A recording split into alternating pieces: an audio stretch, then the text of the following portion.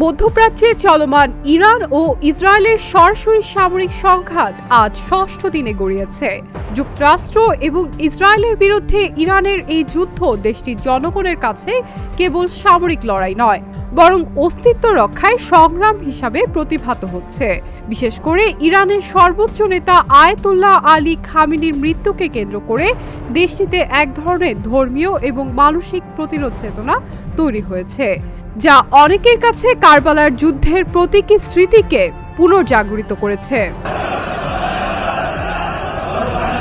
শিয়া সম্প্রদায়ের ধর্মীয় ইতিহাসে কারবালার ময়দান আত্মত্যাগ এবং শাহাদাতের এক গভীর প্রতীক।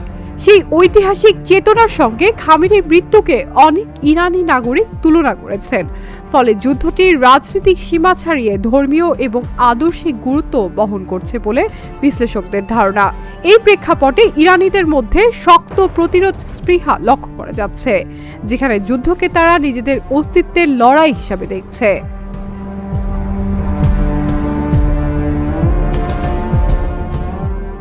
আজ বৃহস্পতিবার ভোরে ইসরায়েলকে লক্ষ্য করে একের পর এক ক্ষেপণাস্ত্র নিক্ষেপ করেছে ইরান। অন্যদিকে ইরানের রাজধানী তেহরানেও গত কয়েক ঘন্টা ধরে শুরু হওয়া হামলা বৃহস্পতিবার সকাল পর্যন্ত অব্যাহত রয়েছে। রাজধানীর বিভিন্ন এলাকায় মাঝে মধ্যেই তীব্র বিস্ফোরণের শব্দ শোনা গেছে। শুধু তেহরান নয়, দেশের অন্যান্য গুরুত্বপূর্ণ শহরেও সামরিক সদর দপ্তর এবং রাজনৈতিক স্থাপনাগুলোকে লক্ষ্য করে হামলার খবর পাওয়া গেছে।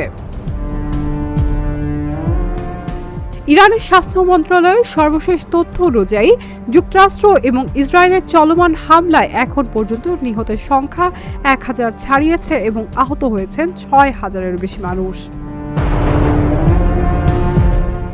এদিকে ইরানের ইসলামিক রেভলিউশনারি গার্ড কোর IRGCর এক বিবৃতিতে জানিয়েছে, তাদের পাল্টা সামরিক অভিযান অব্যাহত রয়েছে এবং ইতিমধ্যে 17 এবং 18তম দফার হামলা পরিচালনা হচ্ছে। ইরানের পররাষ্ট্র মন্ত্রণালয় সামাজিক যোগাযোগ মাধ্যম এক্সে প্রকাশিত এক বার্তায় জানায়, পররাষ্ট্রমন্ত্রী আব্বাস আরাকচি বলেছেন, শত্রুদের অশুভ তৎপরতা বন্ধ না হওয়া পর্যন্ত ইরানের সশস্ত্র বাহিনী অভিযান চালাবে। তার দাবি, যেসব সামরিক ঘাঁটি থেকে ইরানের বিরুদ্ধে হামলার পরিকল্পনা পরিচালনা করা হচ্ছে সেগুলোই লক্ষ্যবস্তু করা হচ্ছে এবং তেহরান এই পদক্ষেপকে আন্তর্জাতিক আইনের সঙ্গে সংগতিপূর্ণ বলে মনে করে। বিশ্লেষকদের মতে সংঘাতের এই পর্যায়ে উভয় পক্ষের সামরিক তৎপরতা ক্রমেই বিস্তৃত হচ্ছে, যা মধ্যপ্রাচ্য জুড়ে দীর্ঘমেয়াদী অস্থিতিশীলতার আশঙ্কা আরও বাড়িয়ে তুলেছে। কারবালার ইতিহাস মুসলিম বিশ্বের কাছে কেবল একটি যুদ্ধের কাহিনী নয়, বরং সত্য এবং ন্যায়ের পথে আত্মত্যাগের এক চিরন্তন প্রতীক।